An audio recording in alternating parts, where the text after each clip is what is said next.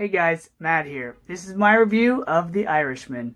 This movie is directed by Martin Scorsese, who previously directed Goodfellas, Hugo, Silence, Casino, Taxi Driver, and a whole bunch more. This movie stars Robert De Niro, Joe Pesci, and Al Pacino. Now, The Irishman is the story of a man named Frank Sheeran. He co-wrote a book called I Heard You Paint Houses. And in that book, it was his retelling of his involvement with the Mafia and Jimmy Hoffa. Now, for those of you that don't know, Jimmy Hoffa was a figure from the 50s and 60s who was very controversial. And he was a union guy, and he's famous because after he died, nobody knew what happened to his body. To this day, nobody knows where his body is or what happened to him. So, this was a passion project for Martin Scorsese, and I'm a huge fan of his. So, after hearing all the buzz about The Irishman, after waiting and waiting for it to come out, and seeing this stellar cast that he assembled, I saw the movie. So how was it? Considering the cast, and considering it was 3.5 hours long, it was good. It wasn't great. It wasn't Martin Scorsese's masterpiece as some people making it out to be.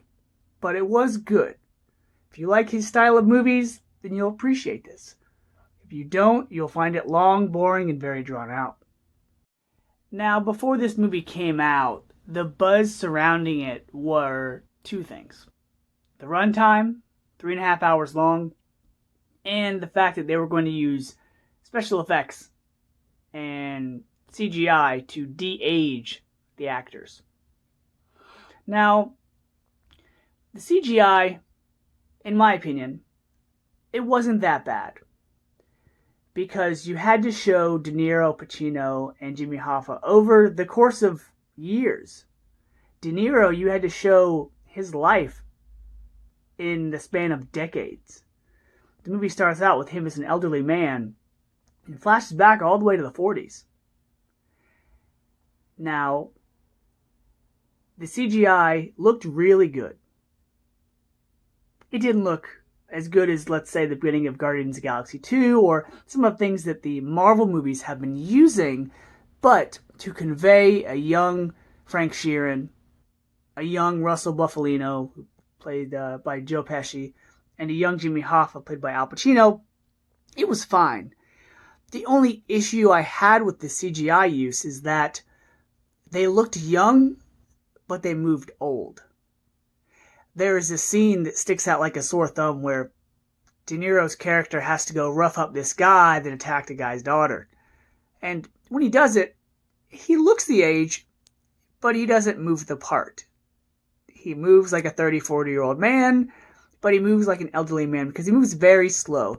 It's like it tried to be that scene in Goodfellas where Henry Hill, beats the guy's face in with the butt of his gun because he said something mean or assaulted his wife, or soon-to-be wife, Karen.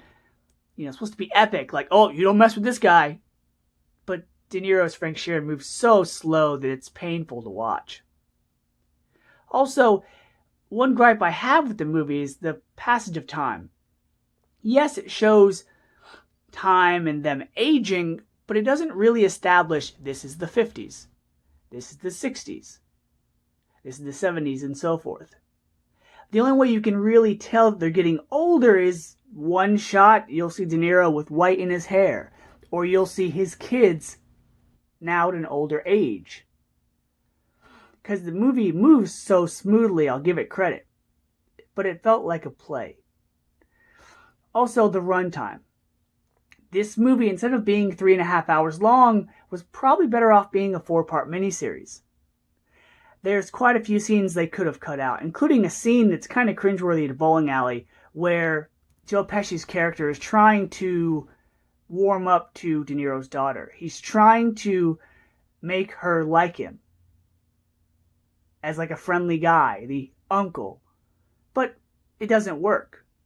There's also a scene where Jimmy Hoffa is berating all these guys that he thinks responsible for something. He calls them names, and then Frank Sheeran gets mad, storms out, And then Jimmy Hoffa goes back out and goes, "No, Frank, I wasn't calling you that name." And stuff like that could have been a deleted scene and didn't have to be in the movie because it didn't really move the story along too much.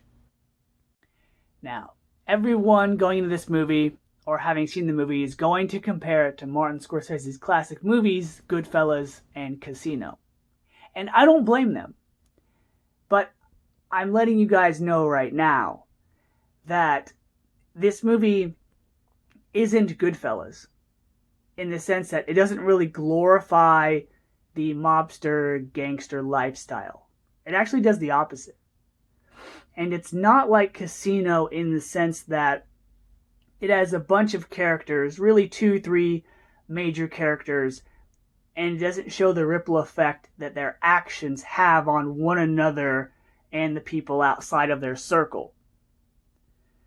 Now, this movie does feature a lot of actors from Goodfellas, Casino, The Sopranos, and Boardwalk Empire. So little things like that, for me, they were a treat.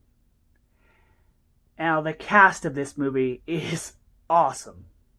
Aside from De Niro and Joe Pesci and Al Pacino, you've got Catherine Narducci, Harvey Keitel, Bobby Cannavale, Ray Romano, Anna Paquin, Stephen Graham, Dominic Lombardi in an almost unrecognizable role, and a couple others, or should I say, a lot of others. Too many to list here because I know I'm going to forget a couple. It was even surprising to see that the woman that plays Jimmy Hoffa's wife, Jo, was the woman, was the babysitter from Goodfellas who forgot her hat. So, now, don't get me wrong. The cast in this movie, they're not distractions. It's not one of those films where you have a bunch of nobodies and this big name actor stands out and kind of takes you out of the film. They blend right in. And some of the actors play major roles, big parts.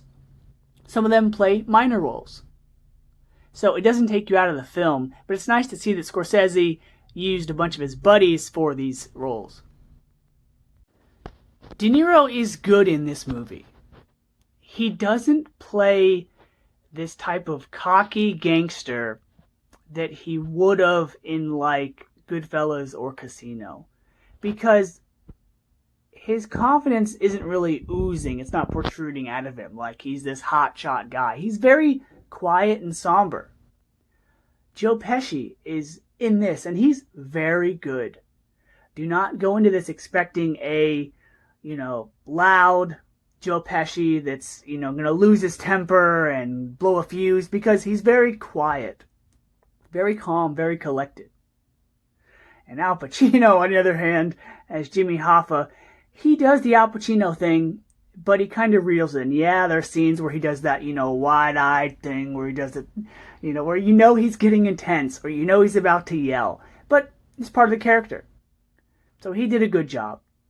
The rest of the cast did fine jobs as well. Another gripe I had with the movie is that, like I said, Anna Paquin is in this film. And she only has about 7 words, not lines, 7 words of dialogue. Which leads me to my next point. This movie doesn't really glorify the lifestyle that Frank Sheeran and others were a part of. Like I said, it does the opposite. It makes you feel like this life in the mafia, or part of the Teamsters, or being a criminal, is dark and sad and somber.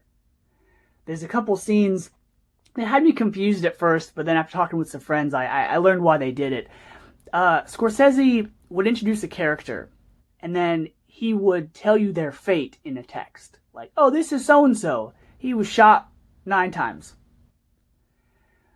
And it really painted a picture that, movies like Goodfellas and Casino, they show you the benefits of that type of lifestyle, but there's also the downside to it.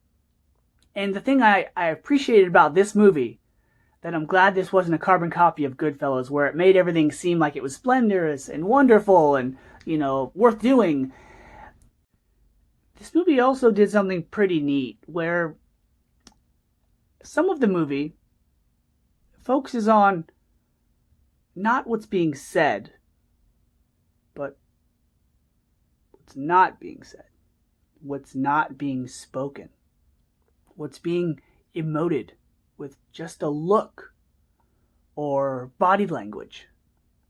There's a couple scenes where a character has to make some hard decisions, or they have to have a tough discussion, and you can just feel it in the silence.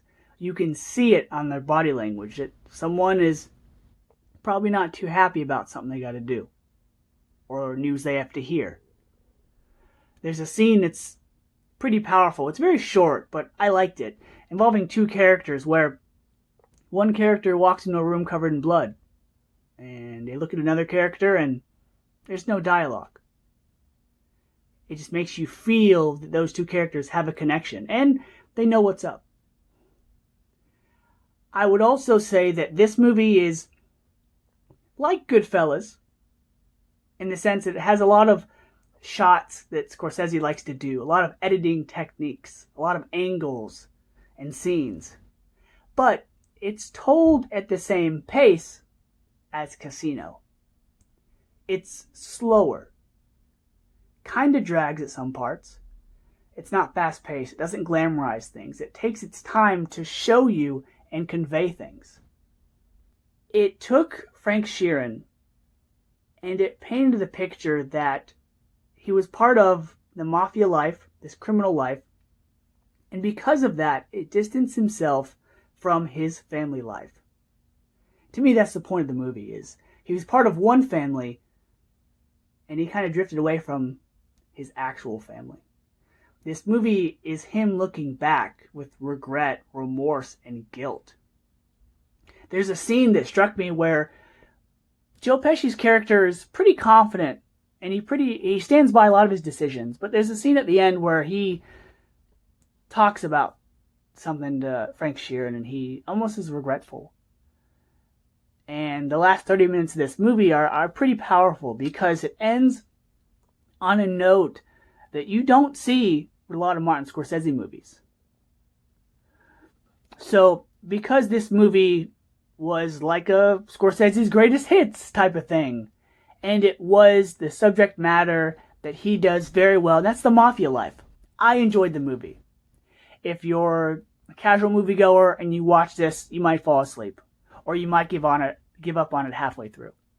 But because it told a good historical story that a lot of people may not know about, but it dramatized it and kind of fictionalized certain aspects of it, for Scorsese to put his twist on it, it was entertaining. I wouldn't say this is his best movie, but I would say it was a more entertaining version of the movie Hoffa with Jack Nicholson and Danny DeVito. So, because this movie was good, but it wasn't great, I'm going to give The Irishman a B-. I like the actors involved. The CGI cost the budget to balloon, and at some parts, it really wasn't worth it, because even though they showed a young De Niro, I just couldn't buy it when they called him Kid. So, check this movie out if you're a fan of Robert De Niro and Martin Scorsese. But if you don't watch it, it's not a story you have to see. It's something that is a culmination of Martin Scorsese's career, and it's worth watching. So until next time, guys, see ya.